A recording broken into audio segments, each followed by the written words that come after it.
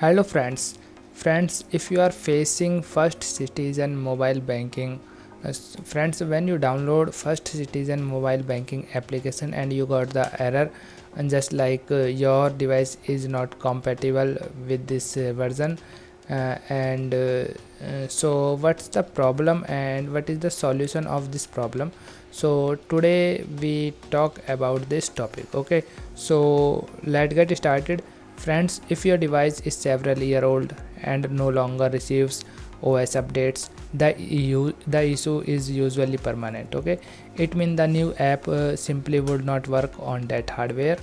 It means you should need to replace your device with the latest features. Okay, uh, sometime uh, sometime developers restrict an app to certain screen size or resolutions to ensure a good user experience. If your screen is too small or has an unusual resolutions, you might see this error. Okay, so that's all in this video. I hope you like this video. If you like this video, then please hit a like button. Thank you.